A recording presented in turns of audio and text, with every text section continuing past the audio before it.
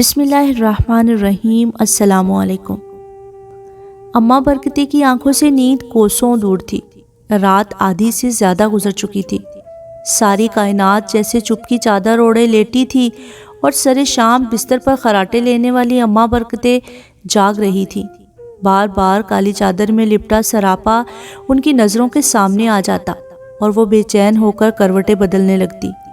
اس کے ذہن میں یہی سوال گونج رہا تھا کہ کالی چادر میں وہ کون عورت تھی جو نئے کرایہ دار کی بیٹھک سے نکل کر بازار جانے والی گلی میں مڑ گئی تھی۔ اماں برکتے اس وقت ٹھیکیدار صاحب کے گھر سے اس کے پوتے کی پیدائش کی مبارکباد دے کر واپس آ رہی تھی۔ ٹھیکیدار صاحب کا گھر گلی کے سب سے آخر میں تھا اور کرایہ دار کی بیٹھک گھر کے سامنے تھی۔ جو ہی وہ ٹھیکیدار کے گھر سے نکلی، بیٹھک سے کوئی عورت تیزی سے نکلی اور بازار جانے والی گلی کی طرف مڑ گئی۔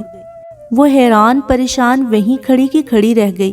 گھر آ کر بھی سر تھامے یہی سوچتی رہی۔ رات کا کھانا بھی نہیں کھایا۔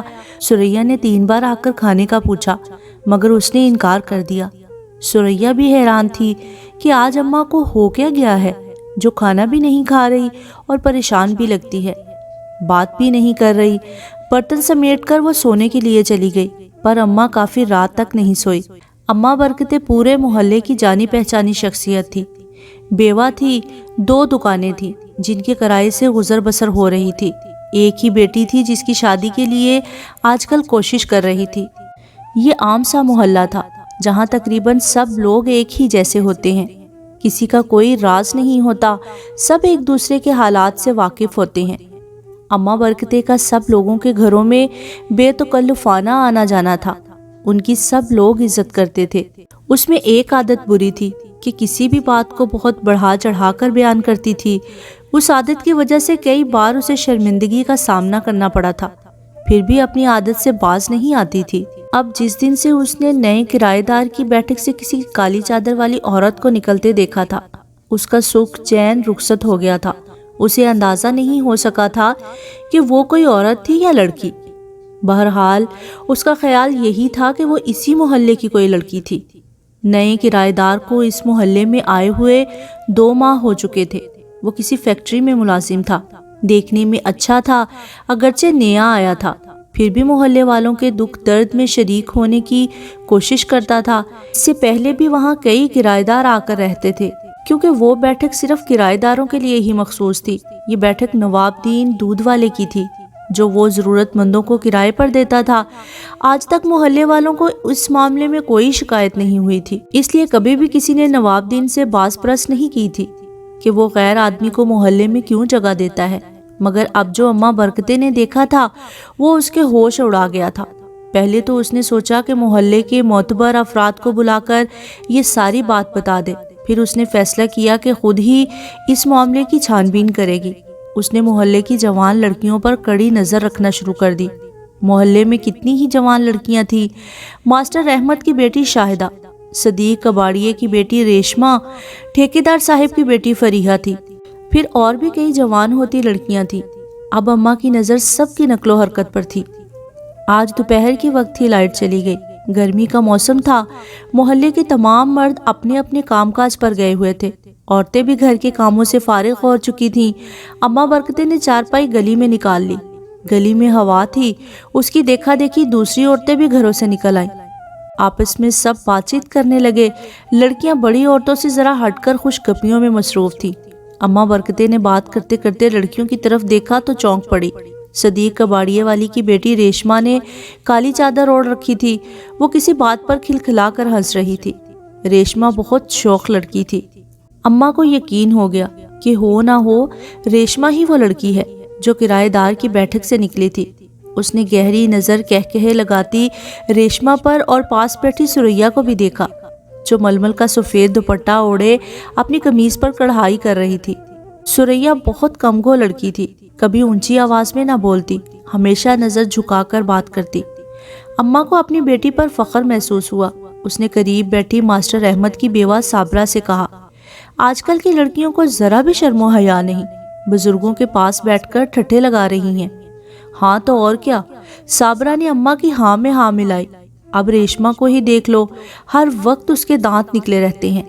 بالکل ٹھیک، اور آج کل تو زیادہ ہی شوخی ہوتی جا رہی ہے۔ دراصل بات ہوتی ہے تربیت کی۔ صدیق بیچارہ سارا دن گلی گلی پھر کر پرانا سامان اکٹھا کرتا ہے۔ ماں صدا کی بیمار ہے، بیٹی کو کھلی چھٹی ملی ہوئی ہے، جب دیکھو بازار جا رہی ہوتی ہے، سارے محلے کی چیزیں خریدتی پھرتی ہے، مجھے تو کوئی اور ہی چکر لگتا ہے۔ صابرہ کی اس بات نے اماں کو جیسے سہارا دے دیا۔ وہ رازداری سے صابرہ کی طرف جھک کر بولی، ایک بات بتاؤں، کسی سے ذکر نہ کرنا، ہماری بھی بیٹیاں ہیں۔ کیا ہوا؟ صابرہ اشتیاق سے بولی، چند دن پہلے میں نے کرایہ دار کی بیٹھک سے کسی کالی چادر والی لڑکی کو نکلتے دیکھا تھا۔ کیا؟ صابرہ کا منہ حیرت سے کھل گیا۔ اس کی نظریں کالی چادر میں لپٹی ہوئی ریشما پر جم گئی۔ کالی چادر تو ریشما ہی لیتی ہے، صابرہ بیگم نے سوچا، اسی لیے آج کل اتنی کھلی کھلی رہتی ہے۔ پھر کیا کیا جائے؟ اس نے اماں برکتے سے پوچھا۔ کرنا کیا ہے؟ کسی دن رنگے ہاتھوں پکڑیں گے، آخر ہماری بھی جوان بیٹیاں ہیں، ان پر برا اثر پڑ سکتا ہے، ایسے لوگوں کو تو محلے سے نکلوا دینا چاہیے۔ دیکھو اماں برکتے، ابھی تم اس بات کا کسی سے ذکر نہ کرنا، صرف اس پر نظر رکھنا۔ ابھی وہ دونوں یہ باتیں کر ہی رہی تھی کہ نیا کرایہ دار گلی سے گزرا۔ اسے دیکھ کر ریشما نے پاس بیٹھی رشیدہ کے کان میں کوئی سرگوشی کی اور کھلکھلا کر ہنس پڑی۔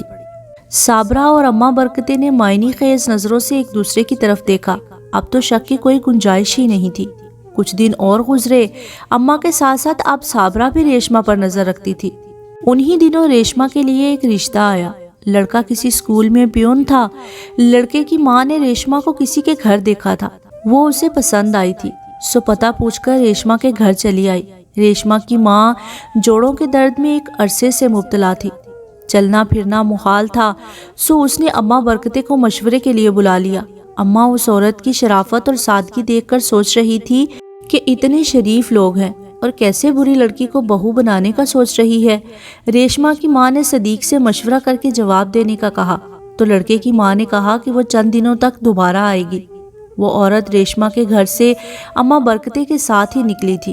اماں اسے اپنے گھر لے گئی، اور جب وہ اماں برکتے کے گھر سے نکلی تو دوبارہ نہ آنے کا فیصلہ کر چکی تھی۔ وہ اماں کے احسان مند تھی کہ اس نے اسے ریشما کے کردار کے متعلق بتا کر اس کی آنے والی نسل خراب ہونے سے بچا لی تھی۔ ریشما کے ماں باپ کتنے دن تک اس کا انتظار کرتے رہے۔ وہ حیران تھے کہ خود ہی رشتہ مانگا اور خود ہی دوبارہ نہیں آئی۔ اس واقعہ سے ریشما نے کوئی اثر نہیں لیا تھا۔ وہ ویسے ہی خوش باش تھی، جب بھی بازار جاتی سب سے پوچھ لیتی کہ کوئی چیز تو نہیں منگوانی۔ اماں یا صابرہ اس کا بازار تک پیچھا ضرور کرتی تھی۔ ابھی تک انہیں کوئی کامیابی حاصل نہیں ہوئی، مگر انہیں یقین تھا کہ ریشما کسی دن بیٹھک میں ضرور جائے گی۔ انہوں نے ہمت نہیں ہاری تھی۔ ایک دن سریا کی طبیعت خراب تھی۔ محلے میں ایک کمپاؤنڈر تھا، اسی سے سب لوگ دوا لیتے تھے۔ اماں برکتے سریا کو ساتھ لے کر بازار کی طرف جا رہی تھی کہ اس نے ریشما کو دیکھا کہ وہ کالی چادر لپیٹے شاید بازار جا رہی تھی۔ دوائی اور سریا کو بھول کر اماں برکتے صابرہ کے گھر پہنچ گئی۔ ابھی وہ بات کرنے والی تھی کہ ریشما ہنستی ہوئی وہاں چلی آئی۔ اس نے شاہدہ سے پوچھا، بازار چلو گی؟ میں جا رہی ہوں۔ شاہدہ برتن دھو رہی تھی، اس نے انکار کر دیا۔ اچھا میں جا رہی ہوں، کڑھائی کے لیے دھاگا لینا ہے، یہ کہہ کر وہ باہر چلی گئی۔ اماں نے صابرہ کو آنکھوں ہی آنکھوں میں اشارہ کیا۔ صابرہ نے سر ہلا دیا۔ اماں دوا لینے چلو، سریا نے کہا۔ اماں نے چند لمحے سوچا اور بولی، تم اکیلی چلی جاؤ، پاس ہی تو کلینک ہے، پہلے بھی تو جاتی رہی ہو۔ اچھا اماں۔ سریا نے سفید ململ کا دوپٹہ اچھی طرح اوڑھا اور باہر نکل آئی۔ محلے میں ہی جانا تھا، اس لیے اماں نے اسے اجازت دے دی تھی۔ تقریباً 1 گھنٹہ انتظار کرنے کے بعد صابرہ اور اماں برکتے کرایہ دار کی بیٹھک کی طرف چل پڑی۔ دوپہر سر پر آ گئی تھی، دھوپ بڑھتی جا رہی تھی، اور اماں اس انکوائری کے چکر میں سریا کی بیماری کو بھی بھول چکی تھی۔ بہرحال اسے اطمینان تھا کہ سریا دوا لے کر آ گئی ہوگی۔ بیٹھک کے قریب پہنچ کر دونوں نے ایک دوسرے کو دیکھا، پھر اماں نے آگے بڑھ کر بند دروازے پر دستک دی۔ دروازہ نہیں کھلا، پھر دستک دی اور متواتر دستک دیتی چلی گئی۔ پھر دروازہ کھلا، کرایہ دار کا گھبرایا ہوا چہرہ ان کے سامنے تھا۔ کیا بات ہے؟ وہ بکھلایا ہوا تھا۔ بات بھی بتاتی ہوں، پہلے اندر تو آنے دو، اماں نے کہا۔ اندر میرے مہمان ہیں۔ پسینہ اس کی پیشانی پر چمکنے لگا۔ ارے میں جانتی ہوں کون سے مہمان ہیں، اماں برکتے نے اسے دھکا دے کر اندر کیا اور خود بھی اندر داخل ہو گئی۔ ایک کونے میں کالی چادر میں لپٹی دیوار کی طرف منہ کیے وہ تھر تھر کانپ رہی تھی۔ بے غیرت اماں غصے سے اس کی طرف بڑھی اور چادر کھینچ کر اتار دی۔ ذلیل کمینی، کچھ ماں باپ کا ہی خیال کیا ہوتا۔ صابرہ بھی غصے سے آگے بڑھی لیکن ٹھٹک کر وہیں کی وہیں کھڑی رہ گئی۔ ان کے سامنے سریا تھی، بکھرے بالوں سمیت لرزتی کانپتی۔ اماں برکتے کو جیسے سکتہ ہو گیا۔ باہر ہجوم جمع ہو رہا تھا۔ اماں نے ایک نظر اپنی کمگو اور شریف بیٹی پر ڈالی، دوسری نظر باہر جمع ہوتے لوگوں پر۔ اس کی نظر ریشمہ پر پڑی جو سریا کا سفید ململ کا دوپٹہ اوڑھے ہاتھ میں کڑھائی کے دھاگے پکڑے حیران و پریشان کھڑی تھی۔ تب اماں برکتے کو یاد آیا کہ سریا تو ڈاکٹر کے پاس دوا لینے گئی تھی۔ فہم و ادراک کے تمام دروازے بند ہوتے ہوئے اس کا ذہن تمام الجھن سلجھا گیا تھا۔ باہر کھڑے لوگوں کی نظروں سے جھلکتی ہوئی نفرت اسے اس گناہ کا صلہ لگ رہی تھی جو اس نے ایک بے گناہ اور معصوم لڑکی پر الزام لگا کر کیا تھا اور اس کا رشتہ ختم کرا دیا تھا۔ بے ہوش ہو کر گرنے سے پہلے اس کے ذہن میں آخری خوفناک خیال یہی تھا کہ ریشمہ کو تو دوسرا رشتہ مل جائے گا، مگر شاید سریا کی ڈولی لینے اب کوئی نہیں آئے گا۔